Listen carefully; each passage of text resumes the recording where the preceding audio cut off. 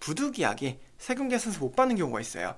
자, 예를 들어 언제가 제일 대표적이냐면 원장님께서 중고 장비를 장비업체에 통하지 않고 원장님들끼리 직거래하는 경우가 간혹 있겠죠. 자, 그럴 때는 통상 원장님들끼리 거래할 때는 세금 계산서를 주고받지 않는 경우가 실무적으로 좀 더 많습니다. 그냥 이제 계좌이체만 하고 넘어가는 경우 많은데, 자, 이렇게 뭐 어쨌든 부득이하게 세금 계산서 못 받는 경우가 생긴다고 하면, 자, 여기 있는 1번과 2번을 좀 챙겨 주시는 게 중요한데, 2% 정도 2% 정도 가산세가 붙습니다. 그래서 부가세가 10%입니다.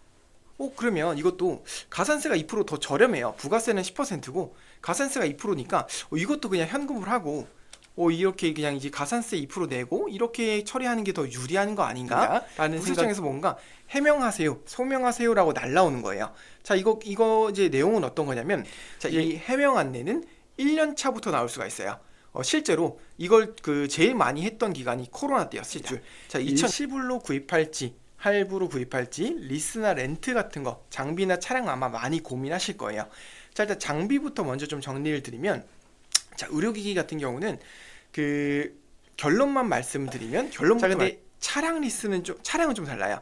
차량은 실제 보통 개원 첫 해보다는 두 번째 내지 특히 세 번째 정도에 많이 구입하시는데, 이제 차량은 원장님께서 얼마 정도 되는 차를 구입하실지, 예를 들어 뭐 4천 정도, 4, 5천에서 뭐 7, 8천 내지 뭐 1억 정도나 1억 5천, 2억 정도, 얼마 정도 차를 구입하실지라던가 혹은 몇 년 정도 타실지에 따라 실제 유불리가 좀 달라져요. 그래서 어떤 경우에는 초기 비용이 더 적은 일시불이 유리할 때도 있을 거고요. 혹은 나중에 전체 비용은 좀 더 비싸지만은 나중에 어떤 처분 이익이라던가 이런 계상하는 문제들 때문에 리스 렌트가 더 유리한 경우도 간혹 있습니다.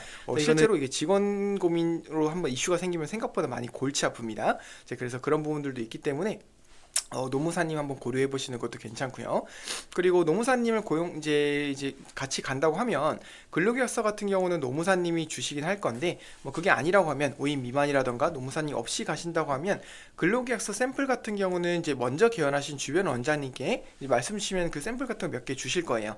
혹은 담당하는 세무대리인 통해서도 받으실 수 있으니까 비교해 보시고, 뭐 근로계약서 직원들 면접 보실 때, 자, 이런 이슈가 있습니다.